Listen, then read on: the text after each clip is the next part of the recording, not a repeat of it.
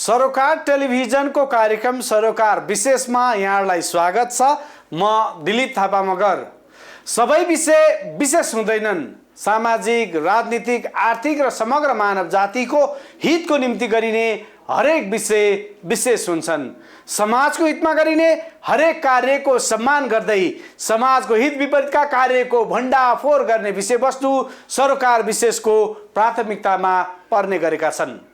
दर्शकहरू, आजको सरोकार विशेषमा त्रिभुवन अन्तर्राष्ट्रिय विमानस्थलमा भौतिक संरचना उद्घाटन र कुलमान घिसिङको विदाई बारे चर्चा गर्नेछौँ।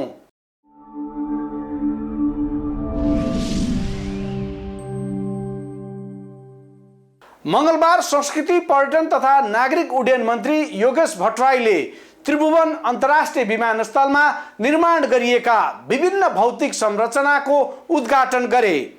उनले विमानस्थलमा कोरोनाको कहरको बेला पनि कार्य सम्पादन हुनु महत्त्वपूर्ण कुरा भएको बताए।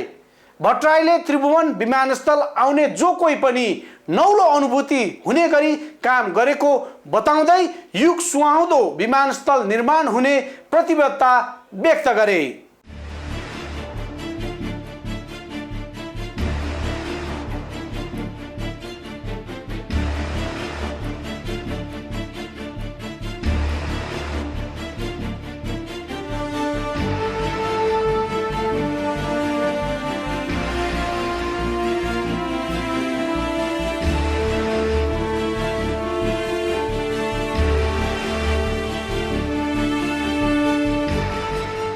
कुनै बेला यस्तो थियो, विश्वका विभिन्न ठाउँमा पुग्न मानिसको पहुँच थिएन।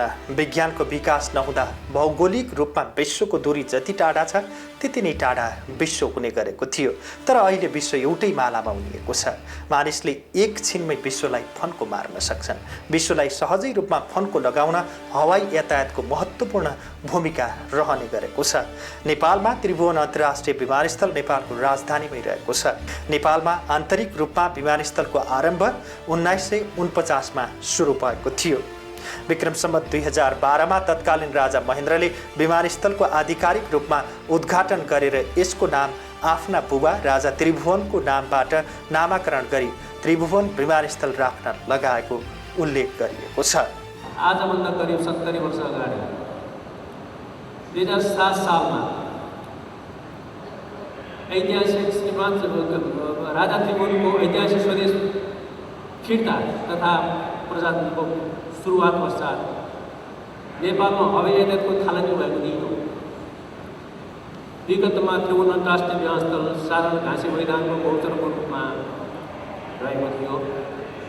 विभिन्न दात्री राष्ट्रहरू इन्डियन कोअपरेटिभ मिसन्स युएसएड युएनडीपीको सहायताबाट 1957 मा घाँसे मैदानबाट कन्क्रिट पेभ रनवेमा परिणत भएको थियो र सन् 1967 मा 3750 फिटबाट 6600 फिट लम्बाइ बढाइएको थियो। सन् 1969 प्राविधिक अध्ययन पश्चात 1970 देखि नेपालमा प्रथम पटक एसियाली विकास बैङ्कले हवाई यातायात क्षेत्रको विकासको लागि ऋण सहायता प्रदान गरी नेपाल प्रवेश गरेको थियो। तत्पश्चात नेपालको हवाई यातायातको क्षेत्रको विकास तथा विस्तारमा हालसम्म गरी 16 पटक प्राविधिक ऋण सहायता प्रदान गर्दै आएको र भविष्यमा पनि यो क्रम जारी रहनेछ। मंगलबार मुलुकको एकमात्र अन्तर्राष्ट्रिय विमानस्थलको क्षमता विस्तार योजना अन्तर्गत 300 मिटर धाउन मार्ग विस्तार, अन्तर्राष्ट्रिय हवाई जहाज पार्किङ स्थल, अत्याधुनिक सुविधा सम्पन्न प्रस्थान हल, अन्तर्राष्ट्रिय आगमन हल लगायत उद्घाटन गर्दै संस्कृति, पर्यटन तथा नागरिक उड्डयन मन्त्री योगेश भट्टराईले मानव जाति विश्वमा कोरोना भाइरसको चपेटामा परिरहेको बेला आफूहरू निरन्तर काममा जुटिरहेको बताए। उनले अनेकौं अवरोधका बावजुद पनि विमानस्थलमा 4 आयोजनाको निर्माण सम्पन्न भएकामा खुसी व्यक्त गरे। अनेकौं प्रतिकूलताको बीचमा पनि हाम्रो श्रमिक साथीहरूले काम गरिराख्नु भयो। हाम्रो निर्माण व्यवसायी साथीहरूले त्यसमा निरन्तर काम गर्नुभयो। कर्मचारी साथीहरूले आफ्नो कामलाई छोड्नु भएन। प्राविधिक साथीहरू पनि त्यसमा लाग्नुभयो र सबैको प्रयत्नका प्रतिफल आज हामीले 4 आयोजनाहरूलाई निर्माण सम्पन्न भएको अवस्थामा पुर्याउन सफल भएका छौँ। यस अवसरमा म योसँग सम्बद्ध सबै मित्रहरूलाई धन्यवाद भन्न चाहन्छु। उहाँहरूको कामको लगनशीलताप्रति खुसी व्यक्त गर्न चाहन्छु। हाम्रो नागरिक उड्डयन प्राधिकरणका विमानस्थलमा काम गर्ने सबै कर्मचारी साथीहरू, प्राविधिक साथीहरू म धन्यवाद भन्न चाहन्छु। निर्माण व्यवसायी विभिन्न कम्पनीका मित्रहरू जसले यो कोरोनाको अत्यन्तै महाव्याधिको बिचमा पनि आफ्नो कामलाई निरन्तरता दिनुभयो र यी कामहरू सम्पन्न गर्नको निम्ति लाग्नुभयो। सबै निर्माण व्यवसायी साथीहरूलाई पनि म धन्यवाद दिन चाहन्छु। हाम्रै त्रिभुवन अन्तर्राष्ट्रिय विमानस्थलमा काम गर्ने कर्मचारी साथीहरू, सुरक्षाकर्मीहरू पनि कोभिड-19बाट सङ्क्रमित हुनुभयो। नेपाली एयरलाइन्स लगायतका वायु सेवाहरूका चालक दलका सदस्यहरू र अन्य कर्मचारीहरू पनि सङ्क्रमित हुनुभएको छ।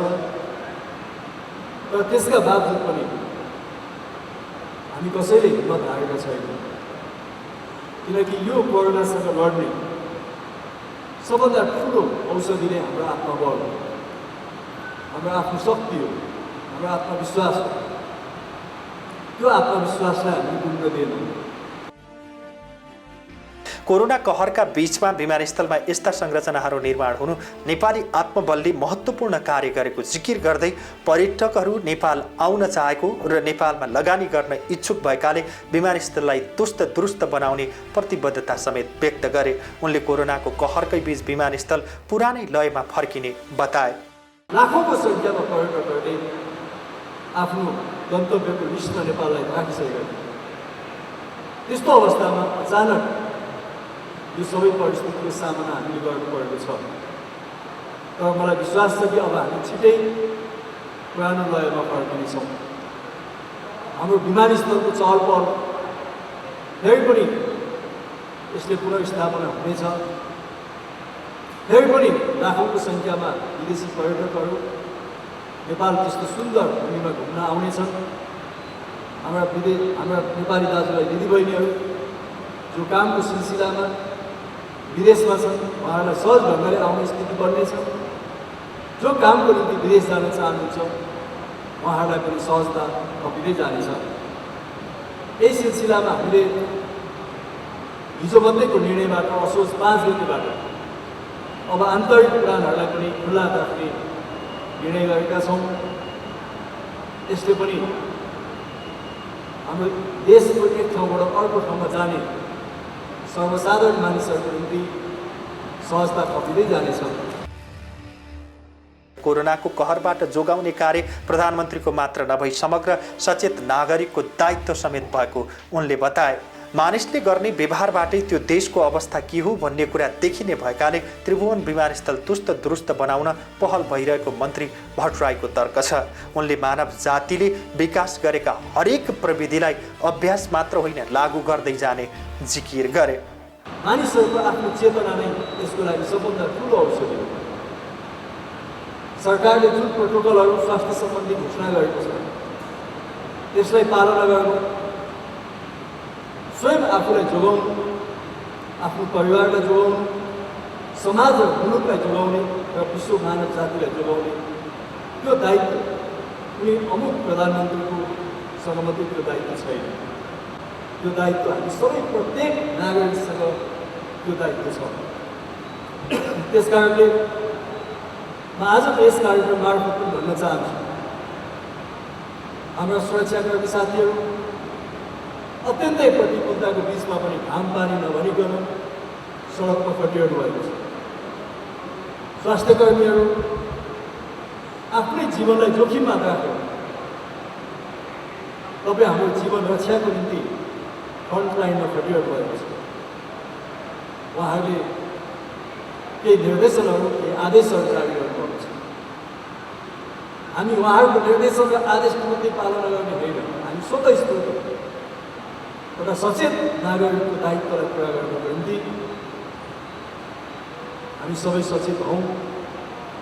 म यो यहाँलाई के भन्न चाहन्छु, एकातिर कोभिड-19को कुरा छ, अर्कोतिर हाम्रा व्यापार व्यवसाय आवत जावतहरूलाई पनि चलाउनु पर्नेछ। यदि यो चलेन भने अर्थतन्त्र धाराशायी हुन्छ, रोजगारी गुम्ने स्थितिमा हामी जाँदैछौँ, कतिको गुमिरहेको छ। भोलि मानिसहरूलाई बिहान र बेलुकाको समस्या टार्नको निम्ति पनि प्रतिकूलता थपिँदै जान्छ। त्यसो हुँदा हामीले जनजीवनलाई पनि चलाउँदै यो कोभिड-19बाट पनि जोडिँदै अब यो दुईटालाई सँगसँगै लानुपर्छ भन्ने विश्वभरिका मानिसहरूको यही निष्कर्ष छ।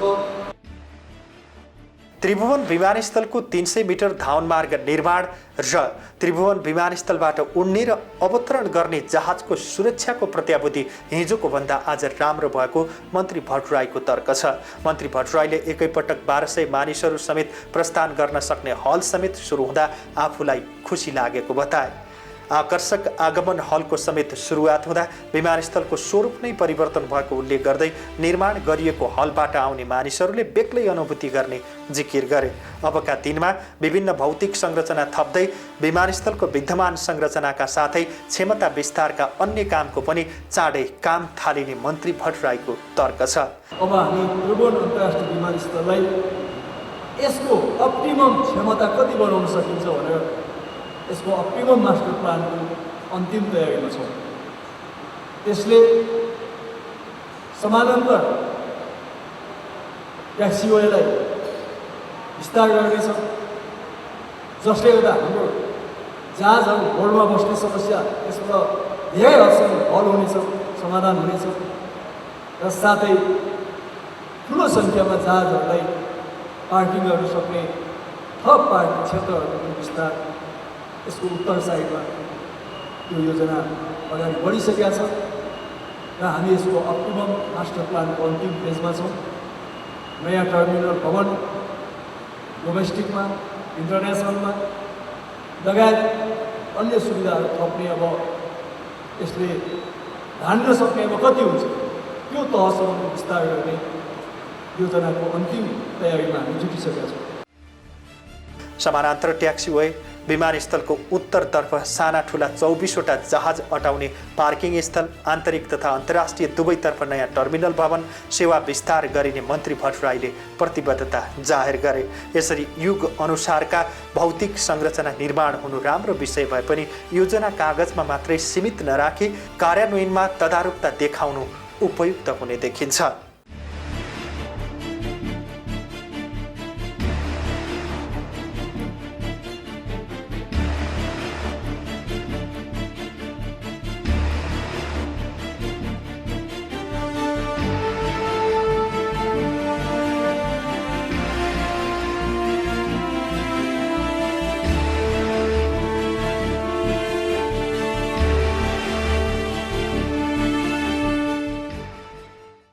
आफ्नो 4 वर्षको सफल कार्यकालबाट बिट मार्दै कुलमान घिसिङ मङ्गलबार नेपाल विद्युत प्राधिकरणबाट बिदा भए। आफ्नो विदाई कार्यक्रममा कुलमानले आफूले गरेका कार्यहरूको मात्रै वर्णन नगरी प्राधिकरणले झेल्नु परेका समस्याका विषयमा समेत वर्णन गर्दै आफ्नो टिमले दिनरात नभनी काम गरेकाले देशलाई लोड सेडिङबाट मुक्त गरेर विद्युतमा आत्मनिर्भरको बाटो देखाउन सकेको जिकिर गरे।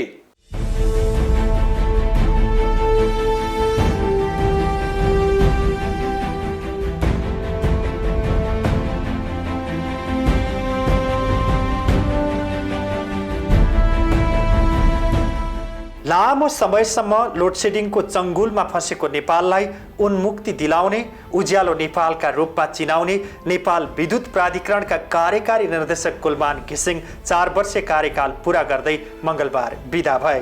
प्राधिकरणको केन्द्रीय कार्यालयमा गरिएको कार्यक्रममा कर्मचारीहरूले कुलमान घिसिङलाई बिदाई गरेका थिए। बिदाईमा घिसिङले लिखित र मौखिक दुवै मन्तव्य राख्दै प्राधिकरणको हितको पक्षमा आफ्नो कार्यकाल बितेको उल्लेख गरे। कुलमानले आफ्नो नेतृत्वको टिमले शनिबार र बिदाका दिन पनि काम गरेकैले देशलाई लोड सेडिङबाट मुक्त गरेर विद्युतमा आत्मनिर्भरको बाटोमा दोहोर्याउन सकेको जिकिर गरे।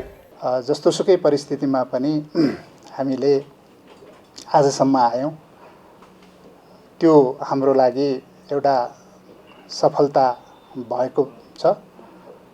म आउँदाखेरि मैले 3टा कुरा भनेको थिएँ। पहिलो कुरा चाहिँ लोड सेडिङ अन्त्यकै विषय हो। दोस्रो कुरा संस्थालाई नाफामा ल्याउने विषय थियो। तेस्रो कुरा नेपाललाई आत्मनिर्भर, विद्युतमा आत्मनिर्भर बनाउने भनेर भनेका थियौँ। यो 3टा विषयमा 2टा विषय हामीले सफलतापूर्वक प्राप्त गऱ्यौँ र नेपाललाई विद्युतमा आत्मनिर्भरतातिर करिब पुगेको अवस्था हो। अब 1 वर्षभित्र हामी विद्युतमा आत्मनिर्भर भएर हामी निर्यात केन्द्रित हुनुपर्ने अवस्था छ। यो हाम्रो लागि सफलता हो। र यो बीचमा 2-3वटा एकदमै चाहिँ मिराकल भन्नुस्, पत्याउनै नसकिने विषयहरू र पब्लिकमा प्लस चाहिँ एक्सपर्ट ग्रुपमा भन्नुस् र विभिन्न निकायहरूमा पनि यो तपाईहरुले डेटा पो मिलाउनु भयो कि यो कसरी सम्भव भयो भन्ने कुराहरू आयो। हाम्रै विज्ञ साथीहरूबाट, हाम्रै पूर्व कर्मचारी साथीहरूबाट यो विषयहरूमा क्वेशन उठाउने कुरा भयो। तर वास्तविकता थियो, त्यो के थियो भने यो 3टै विषय कसैले पनि पत्याएको थिएन। हामीले नपत्याउने कामै गरेर देखायौँ भन्ने जस्तो लाग्छ। लोड सेडिङ अन्त्य हुन्छ, एक थोरै समयभित्रै छिटै अन्त्य हुन्छ भन्ने कसैले पत्याउँदैन थियो। अब कार्यकारी निर्देशक भएरै जानुभएको पूर्व कार्यकारी निर्देशकलाई नै विश्वास थिएन भनेपछि सर्वसाधारण जनताले त्यो विश्वास गर्ने अवस्था थिएन। तर त्यो हामीले परिणाममा, नतिजामा देखायौँ र त्यो सफल भयो। मलाई एउटा अनुभव चाहिँ सुनाउन चाहन्छु। माघ फागुनमा 1-2 जना हाम्रा ठुला चाहिँ पार्टीका नेताहरूले मलाई बोलाएर चाहिँ धन्यवाद दिनुभयो। मैले पहिला पनि भने होला, मलाई यो विश्वासै थिएन यो लोड सेडिङ अन्त्य हुन्छ भनेर। यो माघ फागुनमा पनि लोड सेडिङ नभएपछि तपाईलाई धन्यवाद दिन बोलाएको भनेर मलाई धन्यवाद दिनुभएको थियो। त्यो किसिमको चाहिँ प्रेडिक्सन गर्न नसक्ने काम चाहिँ हामीले गर्यौँ भन्न खोजेको हो। तर यो सत्य थियो, यो सफल भयो। नेपाल सरकारले 2073 साल भदौ 29 गते कुलमान घिसिङलाई 4 वर्षका लागि नेपाल विद्युत प्राधिकरणको कार्यकारी निर्देशकमा नियुक्त गरेको थियो। मन्त्री परिषदको निर्णयका आधारमा ऊर्जा जलस्रोत तथा सिँचाइ मन्त्रालय र कुलमान घिसिङ बीच प्राधिकरण सुधारका विभिन्न सूचकहरू तयार गरी कार्य सम्पादन सम्झौता समेत भएको उनले स्मरण गरे। आफूले जिम्मेवारी सम्हाल्दा लोड सेडिङको अन्धकारले मुलुक आक्रान्त भएको र वर्षातको समयमा समेत 6 देखि 8 घण्टाको लोड सेडिङ बेहोर्नु परेको तीतो यथार्थलाई उनले आफू बिदा हुँदा स्मरण गरेका थिए। प्राधिकरणको आर्थिक वर्ष 2072-73 सम्ममा सञ्चित घाटा रु 34 अर्ब 61 करोड पुगेको थियो भने सोही वर्ष 8 अर्ब 89 करोड खुद नोक्सानी रहेको उल्लेख गरे। वर्षभरिमा सबैभन्दा बढी विद्युत माग हुने तिहारको लक्ष्मी पूजाका दिन कुशल व्यवस्थापन एवं प्रभावकारी प्रणाली सञ्चालन मार्फत परीक्षणको रूपमा मुलुकभरि निरन्तर विद्युत आपूर्ति गर्न सफल भएको स्मरण गर्दै 2073 को लक्ष्मी पूजाको दिन लोड सेडिङ अन्त्य गरी मुलुकलाई उज्यालो बनाउने प्रस्थान बिन्दुको थालनी गरेको जिकिर गरे। मैले जिम्मेवारी सम्हाल्दा लोड सेडिङको अन्धकारले मुलुक आक्रान्त थियो। वर्षातको समयमा समेत 6 देखि 8 घण्टाको लोड सेडिङ बेहोरिरहनु परेको र हिउँदमा समेत दैनिक 14 घण्टासम्म लोड सेडिङ गर्नुपर्ने प्रक्षेपण थियो। प्राधिकरणको वित्तीय अवस्था अत्यन्त नाजुक थियो। प्राधिकरणको आर्थिक वर्ष 72-73सम्ममा सञ्चित घाटा रु 34 अरब 61 करोड पुगेको थियो भने सोही वर्ष 8 अरब 89 करोड खुद नोक्सानी थियो। एकातर्फ कहाली लाग्दो अँध्यारोले मुलुक आक्रान्त थियो भने अर्कोतर्फ प्राधिकरणको घाटाको ग्राफ बढ्दो क्रममा थियो। प्रणालीमा वार्षिक विद्युत चुहावट 25.78% थियो। करिब 63% जनता मात्रै ग्रिडको विद्युत पहुँचमा थिए। सरकारले मलाई दिएको मुख्य जिम्मेवारी पनि लोड सेडिङको अन्त्य गरी अँध्यारो युगलाई उज्यालो बनाउने र प्राधिकरणको सुधार गर्ने नै थियो। वर्षभरिमा सबैभन्दा बढी विद्युत माग हुने तिहारको लक्ष्मी पूजाका दिन कुशल व्यवस्थापन एवं प्रभावकारी प्रणाली सञ्चालन मार्फत परीक्षणको रूपमा मुलुकभरि निरन्तर विद्युत आपूर्ति गर्न सफल भयौँ। 2073 को लक्ष्मी पूजाको दिन लोड सेडिङ अन्त्य गरी मुलुकलाई उज्यालो बनाउने प्रस्थान बिन्दु थियो। लक्ष्मी पूजाको दिन हासिल भएको सफलताले हामीलाई थप हौसला प्रदान गर्यो। त्यसपछि पहिलो चरणमा राजधानीसहित मुलुकका प्रमुख सहरहरूमा लोड सेडिङ अन्त्य गर्नतर्फ हामी केन्द्रित भयौँ। अन्ततः मुलुकलाई उज्यालोतर्फ अगाडि बढाउन सफल भयौँ। वैशाख 2075 देखि औद्योगिक ग्राहकको लागि पनि लोड सेडिङ अन्त्य गरी मुलुकबाट लोड सेडिङलाई इतिहासमा विलय गराइदिएका छौँ। सम्माननीय प्रधानमन्त्री, माननीय ऊर्जा मन्त्री, ऊर्जा सचिव, प्राधिकरण सञ्चालक समितिका सदस्यज्यूहरू, राजनीतिक तथा प्रशासनिक नेतृत्व, कर्मचारी र आम उपभोक्ताको साथ र सहयोगमा नै सम्झँदै कहाली लाग्दो त्यो अँध्यारो युगलाई इतिहास बनाउँदै उज्यालो युग सुरुवात गर्न सफल भएका छौँ। उज्यालो नेपाल अभियानबाट जनताले नियमित विद्युत आपूर्ति मात्रै पाएका छैनन्, प्राधिकरणको प्रशासनिक तथा वित्तीय सुधार पनि पाएका छन्। ऋणात्मक रहेका प्राधिकरणका वित्तीय सूचाङ्कहरू धनात्मक बनेको समेत घिसिङले स्मरण गरे। 4 वर्ष अघि 34 अर्ब 61 करोड रुपैयाँ सञ्चित नोक्सानी रहेकामा अब 2076-77 मा प्राधिकरणले सम्पूर्ण सञ्चित नोक्सानीलाई शून्यमा झारी 5 अर्ब रुपैयाँ नाफामा लैजान सफल भएको दाबी गरे। हामीले सञ्चालन गरेको उज्यालो नेपाल अभियानबाट जनताले नियमित विद्युत आपूर्ति मात्रै पाएका छैनन्, प्राधिकरणको प्रशासनिक तथा वित्तीय सुधार पनि भएको छ। ऋणात्मक रहेका प्राधिकरणका वित्तीय सूचकाङ्कहरू धनात्मक बनेका छन्। मैले जिम्मेवारी सम्हालेको पहिलो आर्थिक वर्षमा प्राधिकरण 1 अर्ब 47 करोड खुद नाफा कमाउन सफल भयो। त्यसपछिका वर्षहरूमा नाफाको ग्राफ उकालो लाग्दै गयो। दोस्रो वर्ष 2 अर्ब 85 करोड, तेस्रो वर्ष 9 अर्ब 81 करोड र चौथो वर्ष नाफा बढेर 11 अर्ब 5 करोड रुपैयाँ पुगेको छ। कुनै बेला कर्मचारीलाई तलब खुवाउन पनि सरकारको मुख ताक्नुपर्ने अवस्थामा पुगेको प्राधिकरण सञ्चालनमा रहेका सार्वजनिक संस्थाहरूमध्ये 2 वर्षदेखि सबैभन्दा बढी खुद नाफा कमाउने संस्था बनेर गौरवमय इतिहास बनाउन सफल भएको छ। चालु आर्थिक वर्षको बजेटमा प्राधिकरणको नाफा रु 11 अरबभन्दा बढी रहने प्रक्षेपण गरिएको छ। ऋणात्मक रहेको सञ्चित कोष धनात्मकतर्फ अघि बढिरहेको छ। 4 वर्ष अघि 34 अर्ब 61 करोड रुपैयाँ सञ्चित नोक्सानी रहेकोमा आर्थिक वर्ष 76-77 मा प्राधिकरणले सम्पूर्ण सञ्चित नोक्सानीलाई शून्यमा झारी करिब 5 अर्ब रुपैयाँ नाफामा लैजान सफल भएको छ। कर्मचारीको तलब खुवाउन समेत सरकारको मुख ताक्नुपर्ने अवस्थाबाट गुज्रिरहेको प्राधिकरणले पूर्वाधार विकासका योजना बनाउँदा खुट्टा कमाउनु पर्ने अवस्था थियो। तर अबका दिनमा उत्पादन, प्रसारण र वितरणको लागि आवश्यक बजेट प्राधिकरण आफैले पनि व्यवस्था गर्न सक्ने अवस्थामा पुग्नेछ। प्राधिकरणको संस्थागत जमानीमा बहुपक्षीय वित्तीय संस्थाहरूबाट ऋण लिन सकिने अवस्था सिर्जना हुन थालेको छ।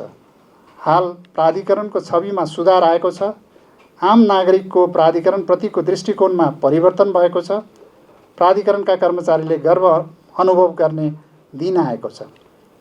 उनले आफ्नो नेतृत्व छोटो रहे तापनि सर्वसाधारणले अनुभूति गर्ने गरी आफूले काम गरेको जिकिर गरे।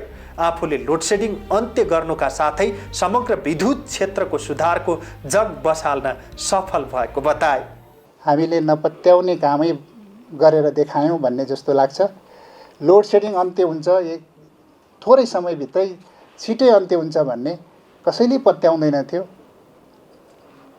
अब कार्यकारी निर्देशक भएरै जानुभएको पूर्व कार्यकारी निर्देशकलाई नै विश्वास थिएन भनेपछि सर्वसाधारण जनताले त्यो विश्वास गर्ने अवस्था थिएन। तर त्यो हामीले परिणाममा नतिजामा देखायौँ र त्यो सफल भयो। मलाई एउटा अनुभव चाहिँ सुनाउन चाहन्छु। माघ फागुनमा एक दुईजना हाम्रा ठुला चाहिँ पार्टीका नेताहरूले मलाई बोलाएर चाहिँ धन्यवाद दिनुभयो। मैले पहिला पनि भने होला, मलाई यो विश्वासै थिएन यो लोडसेडिङ अन्त्य हुन्छ भनेर। यो माघ फागुनमा पनि लोडसेडिङ नभएपछि तपाईँलाई धन्यवाद दिन बोलाएको भनेर मलाई धन्यवाद दिनुभएको थियो। त्यो किसिमको चाहिँ प्रेडिक्सन गर्न नसक्ने काम चाहिँ हामीले गऱ्यौँ भन्न खोजेको हो। तर यो सत्य थियो, यो सफल भयौँ र विद्युत प्राधिकरण एकैचोटि नाफामा आउँछ भन्ने त कसैले सोचेकै थिएन। केही समय त विद्युत प्राधिकरणभित्र यो त यहाँ डेटाहरू नै मिलायो कि यहाँ त धेरै कुरा चाहिँ हेर्नुपर्छ, त्यहाँ छानबिन गर्नुपर्छ भन्नेसम्मको कुरा बाहिर आयो। तर लगालग 4 वर्षसम्म हामीले जति भन्यौँ त्योभन्दा बढी चाहिँ फाइनल अडिटमा नाफा आउने, हामीले जति प्रोजेक्ट गर्यौँ त्योभन्दा बढी चाहिँ नाफा आउने र प्रत्येक वर्ष नाफाको ग्राफ चाहिँ बढ्दै जाने स्थितिले चाहिँ यो अब चाहिँ यो सत्य हो भन्ने प्रमाणित भएको छ। यो पनि एउटा विश्वास नगरेको विषय हो। बिदा हुँदै गर्दा घिसिङले प्राधिकरणका नियमित काम कारबाहीहरूको यथार्थ सूचना सम्प्रेषण गरी सहयोग पुर्याउने सबैमा धन्यवाद समेत दिए। उनले 4 वर्षमा गरेका प्रयासले प्राधिकरणको गरिमालाई उच्च बनाएको भन्दै गर्व समेत गरे। यहाँको एकजना कार्यकारी निर्देशकले मात्रै यो काम गर्यो, यसको क्रेडिट लियो भन्ने कुरा त्यो चाहिँ गलत हो। मैले तपाईँहरूको कुनै पनि ठाउँमा कुनै पनि चाहिँ कार्यक्रममा मैले बोल्ने गर्दाखेरि जहिले पनि यो सामूहिक प्रयासबाट सम्पन्न भएको छ।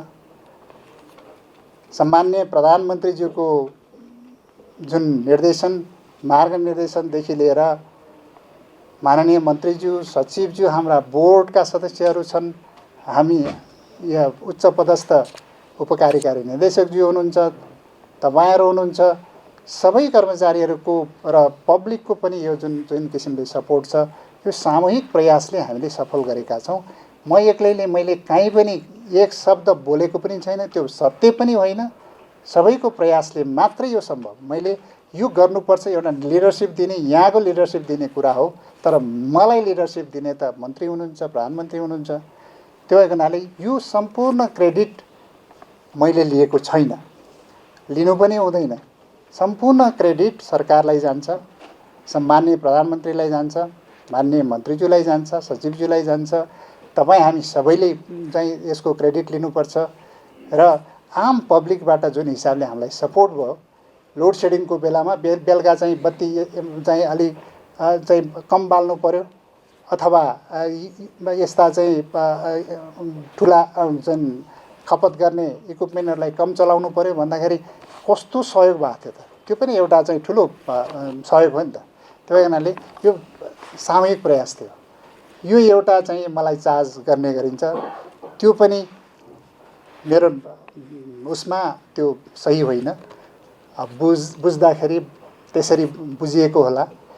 फेरि चाहिँ मिडियाले विद्युत प्राधिकरणको एमडीलाई नै फोकस गरेर लेख्नुहुन्छ, त्यो भएको हुनाले मेरो बढी प्रचार भएको होला। त्यो एउटा पार्ट हो। अब मिडिया लाई मैले धेरै मिडिया चाहिँ मोबिलाइज गर्यो भन्ने विषय पनि होइन। धेरैजसो मिडियामा त म लुकी हिँडेको छु। इन्टरभ्यू दिउँ भन्दाखेरि हुँदैन, बिचमा चाहिँ अर्को हप्ता भन्दै म चाहिँ छल्दै पनि हिँडेको छु। मिडियामा म आउनु पनि चाहेको हुँदैन, तर मिडिया आफैले फलोअप गरेको, मिडियाका साथीहरूले यति हामीलाई सहयोग गरेको छ। हाम्रा काममा उहाँहरूले भएको कामलाई चाहिँ पब्लिकसम्म पुर्याउने काम उहाँहरूले गर्नुभएको छ। हाम्रा नतिजालाई चाहिँ बाहिरसम्म ल्याउने काम गर्नुभएको छ। तर हामीले मिडियालाई यो लेखिदेऊ न साथी हो भनेर कहिले पनि भनेको छैन। के छ भनेर उहाँहरूले आफैले फलोअप गरेर हिँड्नु भएको छ। त्यो पनि एउटा मिडिया का साथीहरूको हामीप्रतिको सदाशयता, हामीप्रतिको विश्वास जस्तो लाग्छ। सबैले हामीलाई विश्वास गरेर हाम्रा राम्रा कुरालाई र हाम्रा नराम्रा कुरालाई पनि उहाँहरूले चाहिँ ल्याउनु भएको छ बाहिर। कुलमान घिसिङले नेतृत्व गरेको नेपाल विद्युत प्राधिकरणले नेपाललाई उज्यालो नेपालको बाटोमा दोहोर्याए पनि दूरदराजका बस्तीहरू कैयौँ वर्षदेखि अन्धकारमै छन्।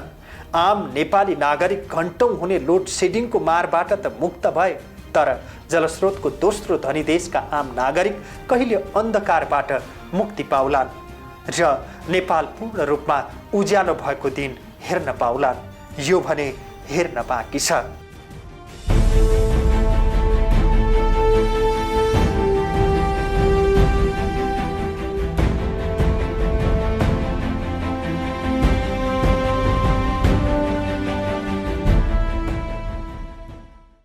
दर्शकहरू, आज हामीले सरोकार विशेषमा त्रिभुवन अन्तर्राष्ट्रिय विमानस्थलका भौतिक संरचना उद्घाटन र कुलमान घिसिङको विदाई बारे तयार पारिएको सरोकार विशेष प्रस्तुत गर्यौं।